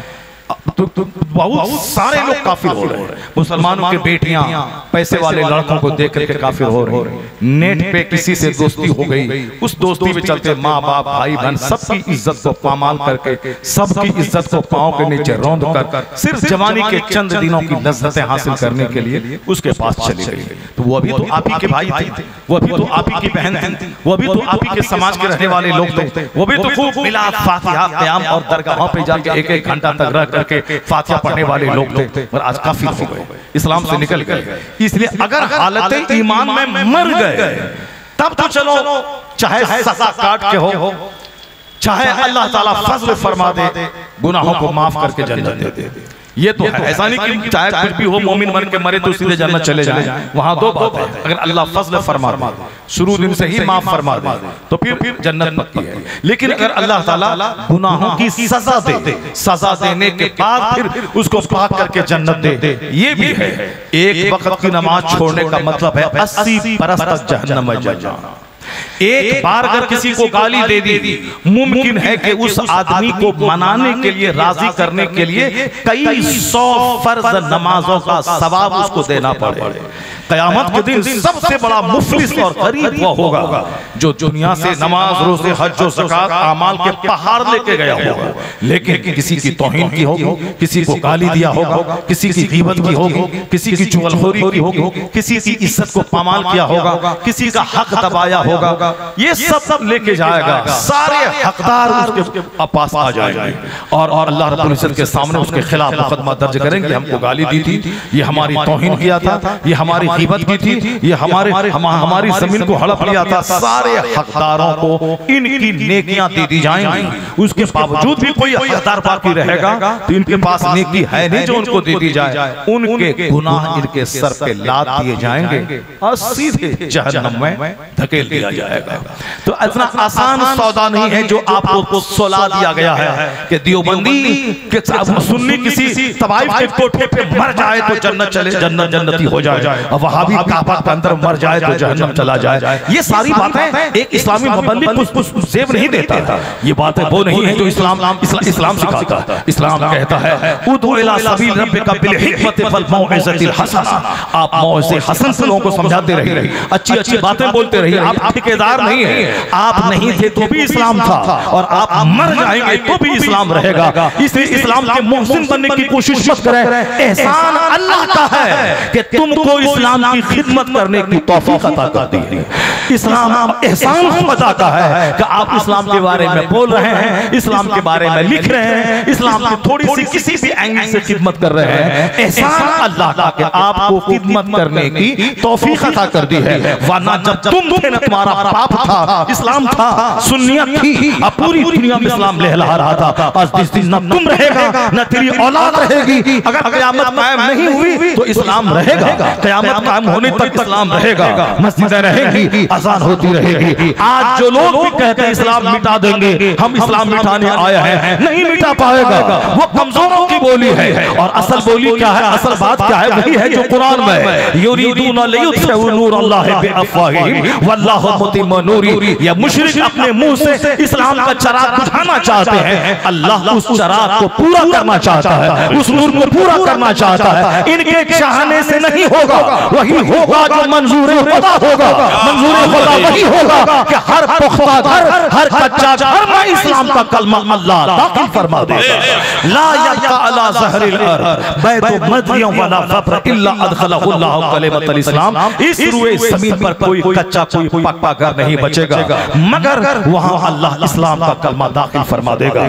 इसलिए बातें तहजीब की, बातें मुहज़्ज़बाना, बातें हदीस की, बातें कुरान की। अब जरा सुनिए, मसलक आला हजरत ये नहीं है अजमेर में बैठ गए मेरा बेटा डीएम बन जाए, आज बगदाद में बैठ गए हम अरबपति बन जाए। नहीं, ये दुआ की कबूलियत का एक पहलू है, और दूसरा पहलू ये है कि बंदा मेहनत करे, बंदा इश्क़ करे, बंदा जद्दोजहद करे, बंदा दुनिया से सबक हासिल करे, मुस्तफा की जिंदगी को देखे। सरकारे दो जहां मैदान बद्र में जाने से पहले मस्जिद नबी में नहीं रोए धोए कि जो फौज मक्का से आ रही है रास्ते में उसको फंसा दे, अगर हुजूर दुआ कर दे तो ऐसा हो जाता। मगर ये हिकमत के खिलाफ है, ये तदबीर के खिलाफ है, ये क़यामत तक इस्लाम को रहना है, इस तदबीर के खिलाफ है। आका ने ऐसा कारनामा अंजाम दिया कि क़यामत तक के गुलामों को नूर मिलता रहे। हुजूर इस्लाम बचाने के लिए मदीना छोड़ रहे हैं, अपने गुलामों के साथ 313 लेकर रमजान में आप मैदान बद्र पहुंच रहे हैं, वहाँ कील कांटे दुरुस्त कर रहे हैं, जिहाद करने का जज्बा पैदा कर रहे हैं। तलवार नहीं है तो हाथ में खजूर की टहनी दे रहे हैं। उसके बाद एक टीले पर खड़े होकर हुजूर रो रो के दुआ कर रहे हैं, इस कदर रोते हैं कि चादर कांधे के नीचे गिर जा रही है। सरकार दुआ कर रहे हैं। ये दुआ मदीने में भी हो सकती थी, मस्जिद नबी में हो सकती थी, लेकिन ये हिकमत के खिलाफ है। हिकमत यही है, ऐसा नहीं कि हम आराम से घर में बैठे रहे, दुआ करें सारे काफिर मर जाएं और हम आराम से तीनों टाइम खाते रहे, अपने बाल बच्चों के साथ महकते रहे। नहीं, इस्लाम कुर्बानी चाहता है। जब तू रोजी रोटी के लिए तू अपने इलाके से तू बलरामपुर से बंबई जा सकता है, तो जन्नत जाने के लिए तुमने क्या किया? तू अपने बाल बच्चों को छोड़ के सऊदी अरब जा सकता है, तो अल्लाह के लिए तुमने क्या छोड़ा? अल्लाह के लिए तुमने क्या किया? जब तू रात भर फैक्ट्री में जाके चंद सिक्के कमाने के लिए रात भर बेदार रह सकता है, तो तुमने खुदा के लिए कितना जागा, खुदा के लिए कितनी मेहनत की, खुदा के लिए कितना अपन वतन छोड़ा? तो हुजूर ने मैदान बद्र में जाके हिकमत के साथ तदबीर करके तब दुआ की। फिर क्या हुआ? आसमान से वो रहमतें नाज़िल हुई कि 5000 फरिश्तों को अल्लाह ने जमीन पे भेज दिया। ऐसी फतह मुबीन लिखी गई कि तलवार उठाते थे पहले ही गर्दन काफिरों की कट जाती थी। वो कौन काटते थे? वो 5000 फरिश्ते जो आसमान से जमीन पे उतरे थे। यह तदबीर है, इधर से मेहनत गई, उधर से खुदा की रहमत नाज़िल हुई। कामयाबी ने ऐसा कदम चूमा कि यूरोप का दानिश्वर आज कहता है इस्लाम कैसे दबेगा?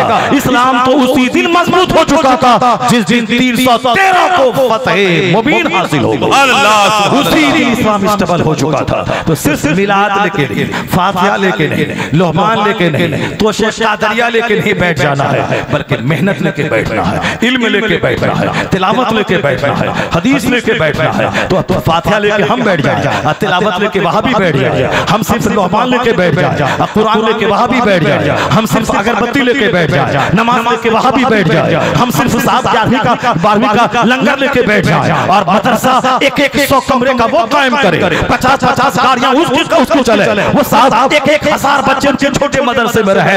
ऐसा नहीं कि वो उन्होंने मेहनत नहीं की है, मेहनत की है, मुशक्कत की है, तालीम दिखलाया है, आपस में यूनिटी मोहब्बत के साथ मेहनत करके तब 1000 बच्चों वाला मदरसा हमको दिया।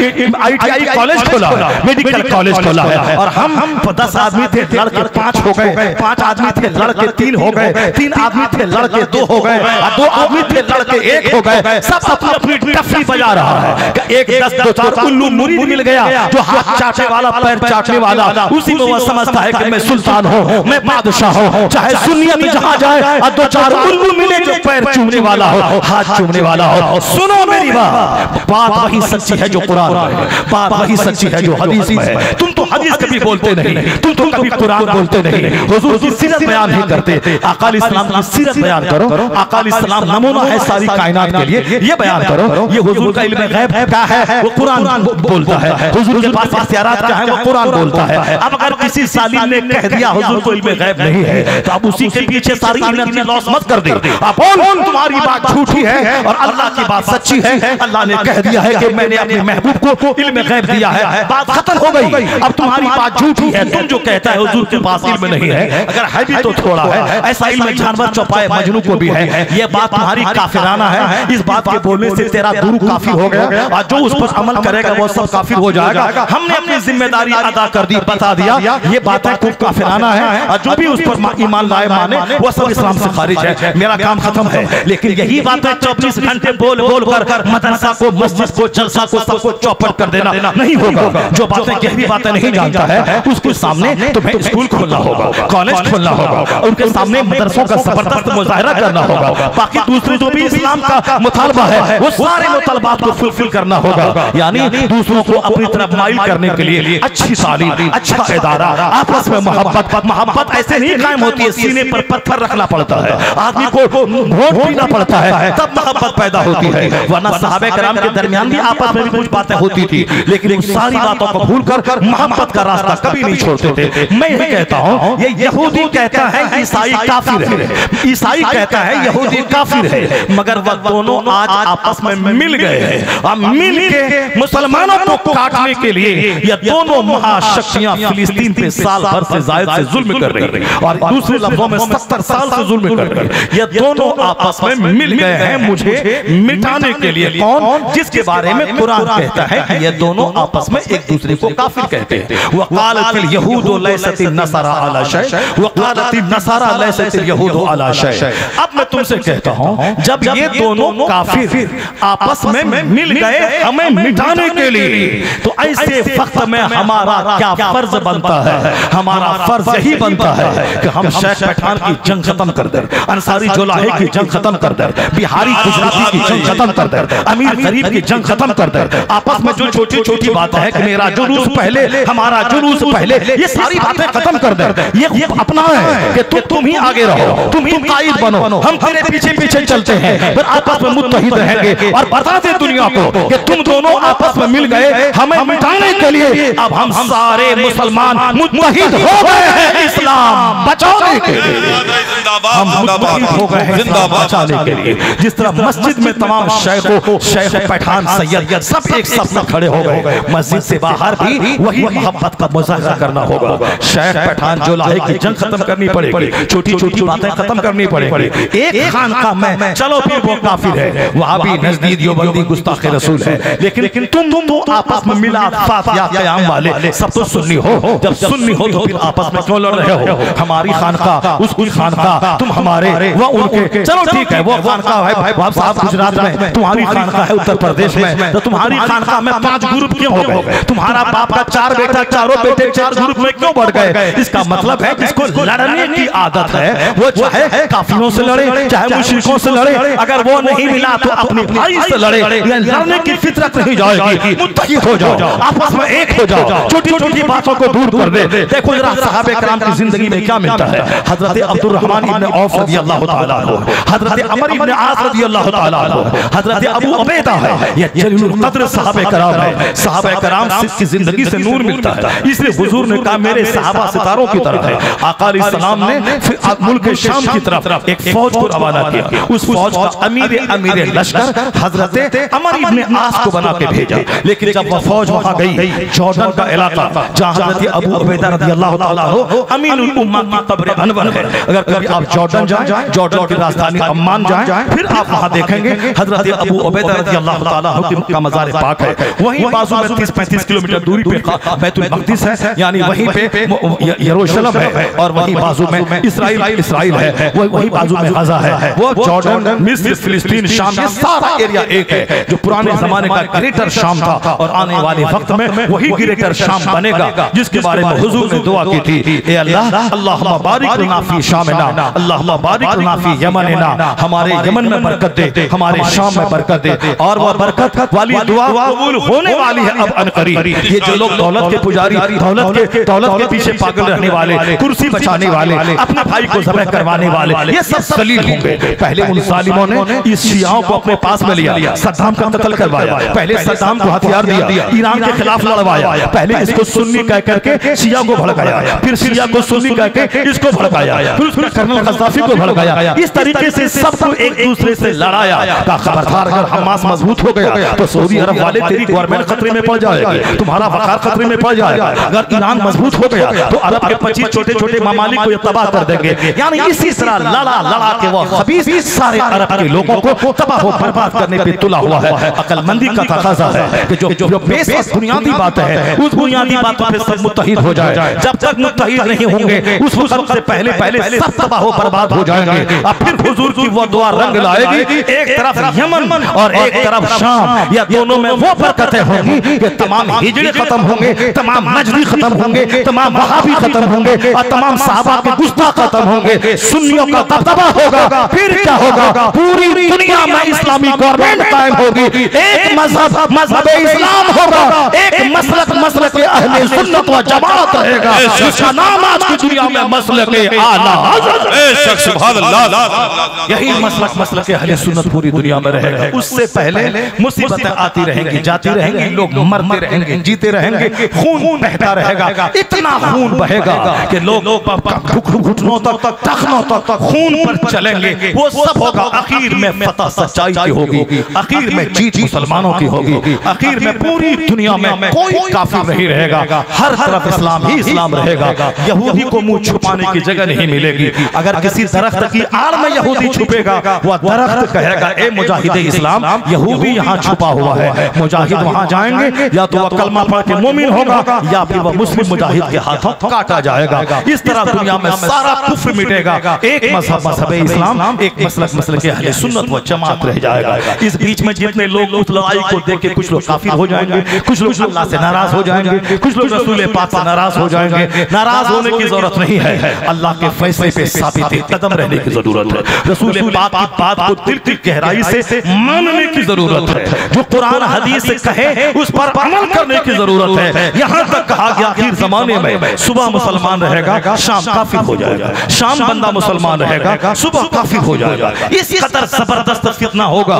कि आदमी का मुसलमान बना रहना मुश्किल हो जाएगा। जिस तरह हथेली पे हाथ रखना मुश्किल, उसी तरह ईमान बचाना मुश्किल। लोग कब्रिस्तान दौड़ के तमन्ना करेंगे कि काश मैं मर गया होता ताकि यह दिन मुझको देखने को नहीं मिलता।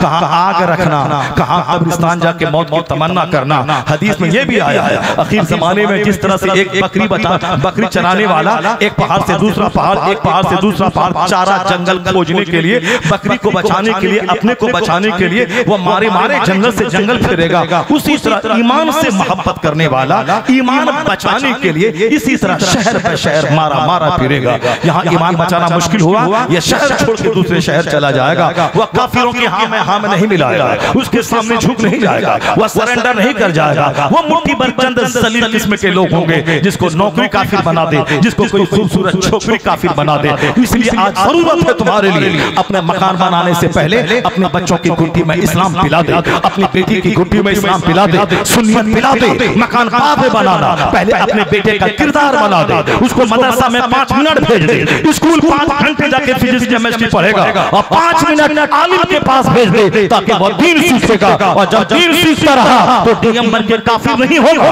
बल्कि जिस दफ्तर में बैठेगा उस दफ्तर को इस्लाम की तबलीग का मरकज बना के 2-4 काफिरों को कलमा पढ़ा के मुस्तफा का गुलाम बना देगा।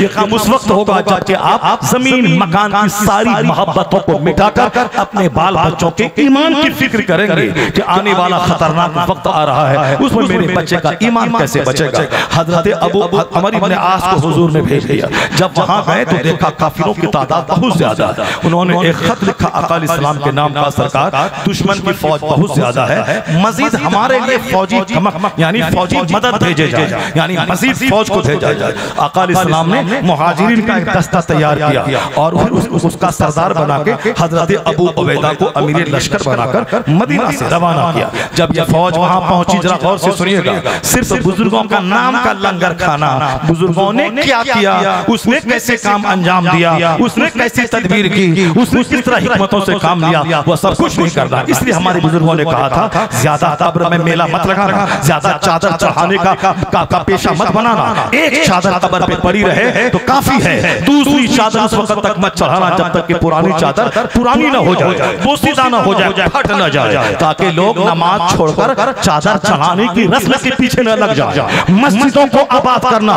जमात से नमाज पढ़ना वाजिब है। कब्र में ज्यादा झूमर वाला रोशनी का मीनार मत बनाना, वरना लोग मस्जिदों को उजाड़ के उसी तरफ जाएंगे और वहां घंटों घंटों बैठ करके सिर्फ दुनिया के चंद सिक्के पाने के लिए मुरादें वहां मांगेंगे। बुजुर्गों ने जिस खदशे का इजहार किया था वो सारा खदशा आज देखा जा सकता है। मस्जिदें उजड़ी हुई हैं, मजार पे 24 घंटे भीड़ लगी हुई है, मस्जिदों में वजू खाना नहीं है और 1.25 करोड़ का झूमर दरगाहों पे लगा हुआ है। दरगाहें इसीलिए थी ताकि मैं वहां जाके उस बुजुर्ग की जिंदगी को पढ़ूं और वहां से स्पिरिट लेके आऊं। मस्जिदों को आबाद करो, मदरसा को आबाद करो, दीन की मजलिसों को आबाद करो। गरीब नवाज पैदा हुए थे ईरान में, ईरान छोड़ दिया, अपना पैदाइशी वतन छोड़ दिया, हिंदुस्तान आ गए, यहीं के होके रह गए, यहीं उनकी कब्र मौजूद है। वहां जाएं तो उनको देखने के बाद हमें भी अपना वतन छोड़ने, अपनी जान कुर्बान करने का जज्बा पैदा हो जाए। ये सीखना चाहिए। वहां चादर पे चादर चढ़ा देना, वहां पैर में कड़ा पहन लेना, हाथ में कड़ा पहन लेना, हाथ में कंगन पहन लेना, कोई काला पहन के पड़ा हुआ है, कोई जाफरानी के पहन के पड़ा हुआ है, कोई लोहमान लेके पड़ा हुआ है, कोई ढोल टंका पीट रहा है, कोई कब्र धो रहा है, कोई कब्र धो के पानी पी रहा है। ये सारी रस्मों ने मस्जिदों को उजाड़ दिया। जमात के वक्त में 5 लोग यहाँ हैं और वहाँ लोहमान के टाइम में 1 लाख लोग पड़े हुए हैं। ये आला हजरत के मसलक के खिलाफ है, ये बुजुर्गाने दीन के मसलक के खिलाफ है। बुजुर्गों ने इसलिए कहा था कि कब्र को ज्यादा भड़कीला चमकीला मत बनाना, बस वहाँ जाना, स्पिरिट हासिल करना, मोटिवेशन हासिल करना, जज्बा हासिल करना, पैशन हासिल करना। जब मेरा 40 बरस तक ईशा के वजू से फजर पढ़ा तो अब मैं भी कसम खाता हूँ न फजर छोड़ूंगा, न ईशा छोड़ूंगा, न ज़ुहर छोड़ूंगा, न मगरिब छोड़ूंगा। ये है हाज़िरी का फैज़ान कि वहाँ गया, नूर मिला, सारी जिंदगी ईमान बचाने में मददगार साबित होता रहा। ये है इस्लाम, ये है सुन्नियत, न कि जो हम लेके बैठ गए हैं। जब औरतों का जुमा की नमाज पढ़ना फर्ज नहीं, और जो कि जुमा एक अहम नमाज है, जो 3 जुमा लगातार छोड़ दे उनके दिल पे मोहर लग जाती है। जिस पर जुमा फर्ज है, मुसाफिर पे जुमा फर्ज नहीं है, और भी बहुत सारी शर्तें हैं, लेकिन जिस पर जुमा फर्ज है वह लगातार 3 जुमा छोड़ दे, वो धीरे धीरे के करीब चला जाएगा, सीना उसका मर जाएगा। जुमा की नमाज जिसमें खुतबा शर्त है, वाज शर्त है, बगैर वजू की नमाज नहीं, उसी तरह बगैर खुतबे जुमा की नमाज नहीं, ताकि कंपलसरी जुमा में एक दिन अल्लाह रसूल की बात बंदा सुन ले। ये अहम नमाज हफ्ता दिनों की ईद की नमाज है, मगर औरतों पे फर्ज नहीं है। औरतें अपने घर में ज़ोहर पढ़ें, चूंकि उनका पर्दे में रह के ज़ोहर पढ़ने से, ज़ोहर पढ़ना जुमा पढ़ने से ज्यादा बेहतर है। इसीलिए उनका पर्दे में रहना, ज़ोहर पढ़ लेना जुमा पढ़ने से ज्यादा बेहतर है। तो जुमा की नमाज पर फर्ज नहीं होगी। ईद की नमाज साल भर में 2 नमाज है, ईदें, ईद बकरीद, ईद उल ज़ुहा, ईद उल फित्र। इज्तिमाइयत, यूनिटी, ऑर्गेनाइजेशन, मुसलमानों के भारी जमात का मुजाहरा। इसलिए हर गली कूचे में मोच माच के नाम पे हर मस्जिद में नमाज कायम न करे। ईद बकरीद के नाम नमाज अफसल है कि गांव से दूर ईदगाह में अदा करे, ताकि काफिरों की सीने पे मुसलमानों की हैबत तारी हो जाए, एक बड़ी जमात के साथ नमाज अदा हो। ये है ईद और बकरीद की नमाज की हिकमत। या तो बड़ी मस्जिद में पढ़े या फिर ईदगाह में पढ़े, सबसे बेहतर है ईदगाह में पढ़े और वहां नमाज हो जाए। उसके बाद एक लंबी तकरीर करे इमाम, लंबा खुतबा पढ़े। जुमा का खुतबा मुख्तसर, इसलिए नमाज से पहले। ईदैन का खुतबा लंबा तभी, इसलिए नमाज के बाद आराम से बंदा बैठ जाए और लंबी तकरीर सुने, ताकि साल भर की रूहानी खुराक ईदगाह से लेके मुसलमान लौट जाए। ये है ईद बकरीद की नमाज की रूह। मगर ये नमाज औरतों पे वाजिब नहीं है, औरतें अपने घर में रहे, उसको घर में तनहा बकरीद की नमाज पढ़ने की जरूरत नहीं है। वो घर में रहे, अपने बाल बच्चों को तैयार करके ईदगाह भेज दें, अपने शौहर को खुश करें, उनको बगैर ईद बकरीद पढ़े उनको सवाब मिल जाएगा। वो घर में रहे, क्यों? उनका घर में रहना घर से बाहर निकल के ईदगाह जाके ईद की नमाज पढ़ने से बेहतर है। पर्दे में रहना जरूरी है। ए मुसलमान, जब औरतों पे पर्दे की वजह से ईद बकरीद वाजिब नहीं है, पर्दे की वजह से जुमा फर्ज नहीं है, तो फिर दरगाहों पे जाने का परमिशन किस इस्लाम ने दे दिया? दरगाहों पे जाना, मेला लगाना, ठेला लगाना, धक्कम धुक्का देना, मर्दों के बीच में घुस जाना, जाना, मर्दों के बदन में हाथ देके उसकी गर्मी अपने बदन में महसूस करना।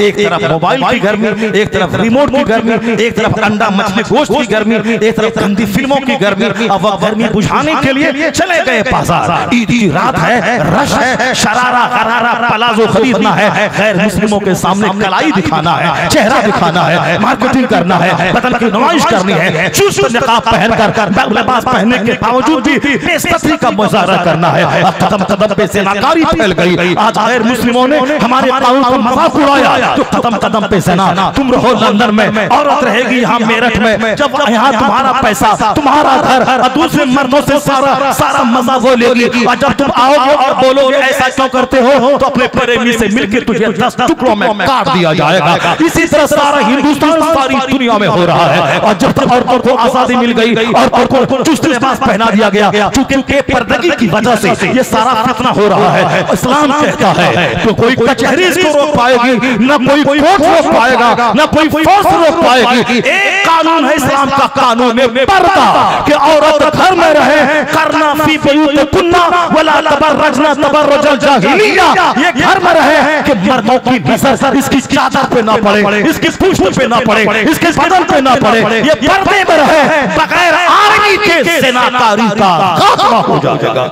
इसके अलावा कोई दूसरा कानून नहीं है। और जब जब औरतों को इंजीनियर, डॉक्टर, प्रोफेसर बनाया जाता रहेगा, चुस्त जींस, चुस्त टी-शर्ट पहनने का और अपने जिस्म के मुजाहरे का माहौल होता रहेगा। अभी तो एक मेरठ में कटा है, एक बेंगलोर में कटा है। शादी से लोगों को डर लगेगा, कहेगा ज़िना कर लेंगे, शादी नहीं करेंगे। क्यों? शादी करेंगे, रात में मेरी बीवी अपने प्रेमी से मिलकर मुझको सुबह कर देगी तो मैं क्या करूंगा, ये डर सताएगा। इसलिए कोई शादी करने को तैयार ना होगा। हमें हिंदू, हमें गैरों से क्या मतलब है? हम मुसलमान हैं, हम नबी का कलमा पढ़ते हैं, नबी का कानून हमारे लिए है। कम से कम मुसलमान तो ये काम कर ले कि मेरी बीवियां, मेरी बेटियां ये मजार पे न जाएं, मेरी बेटियां बाजार को तमाशा न बनाएं, मेरी बेटियां उर्स के मेला ठेला में न जाएं। वो अपने घर में रहें, वो अपने घर में रहें, पर्दे में रहें, अपने बाल बच्चों की तरबियत करें, शौहर की खिदमत करें। वो गौस तो नहीं बनेगा उसका बेटा, अलबत्ता वो अगर कनीज़े फातिमा बन गई,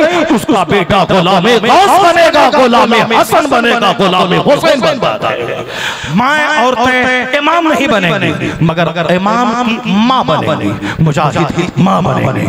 हर नबी अपने माँ के शिकम से पैदा हुए। औरतें नबी नहीं बनेंगी, मगर नबी की माँ है औरतें। औरतें गौस कुतुब अब्दाल की माँ है। मस्जिद की इमाम औरत नहीं बनेगी, इमाम की माँ बनेगी औरतें। अगर औरतें पर्दे में रहें, औरतें अगर नेक बनकर रहें, तो फिर ये शिकायत है कि हमारे बच्चे मेरे हाथ से निकल गए। 1 लाख तावीज़ बरेली और जाजमऊ शरीफ की तावीज़ तेरे बच्चों को सही नहीं कर पाएगी। अगर तुम्हारी माँ सही नहीं रही, अगर तुम सही नहीं रहे, तुम्हारी बीवी सही नहीं रही। ऐसा नहीं होता है कि आम का पेड़ लगा दें और जाजमऊ शरीफ से तावीज़ ला के डाल दें और आम के पेड़ से लीची निकलने लगे। ऐसा नहीं कि हम गोंडा, बस्ती, बलरामपुर में गेहूं लगा दें, बरेली और कचौछा शरीफ से तावीज़ ला के डाल दें हर पौधे में और वहां से गेहूं के बजाय बासमती धान निकल जाए। ऐसा नहीं होता है। जैसी जमीन वैसी फसल, जैसा दरख्त वैसा फल, यही है। जैसी माँ वैसा बच्चा, जैसा बाप वैसा बच्चा। तावीज़ का असर थोड़ा होता है।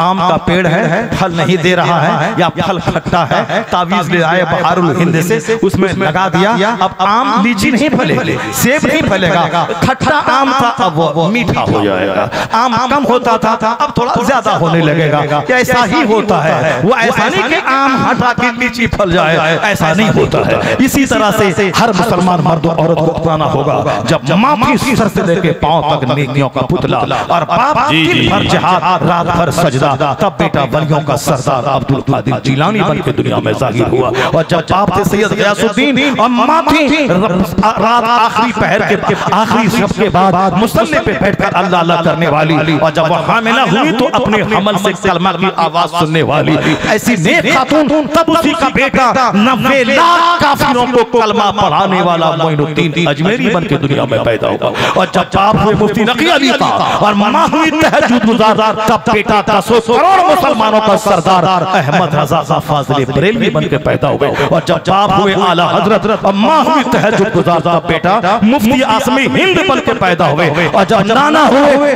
मुफ्ती आज़म हिंद और दादा हुए हुज्जतुल इस्लाम और बाप हुए मुफस्सिर आज़म हिंद और मां हुई सारे ज़ेवरात को बेचकर मंज़र इस्लाम की मुदर्रिसिन की तनख्वाह दिलाने वाली। तब उसी कौम का बच्चा कमोबेश 10 करोड़ मुरीदों का मुर्शिद अख्तर रज़ा खान अज़हरी ताजु शरीयत बन के दुनिया में पैदा हुआ। यही उसूल, यही ज़ाब्ता, यही कानून है। कानून से दुनिया चलती है, सिर्फ तमन्नाओं से दुनिया नहीं चलती है। उसूल और ज़ाब्ते से दुनिया चलती है, सिर्फ दुआओं से दुनिया नहीं चलती है। दुआ भी होगी, तदबीर भी होगी, मेहनत भी होगी, तदब्बुर भी होगा, तफक्कुर भी होगा, हिकमत अमली भी होगी, मेहनत और लगनशीलता भी होगी। तब मुसलमान पूरी दुनिया में छाएंगे। हर तरफ इनकी हुकूमत होगी, हर तरफ इनका दौर दौरा होगा। अल्लाह तबारक व तआला हमको आपको मोहब्बत से, इत्तेहाद से रहने की तौफीक अता फरमाए। हम सबों को अक्लमंदी के साथ आँख खोलकर अल्लाह जीने की तौफीक अता फरमाए। मस्जिदों, मदरसा, खानकाह, उलमा अपने दीनी रहनुमाओं की कद्र करने की तौफीक अता फरमाए। आमीन व आखिरु दाअवाना अल्हम्दुलिल्लाहि रब्बिल आलमीन।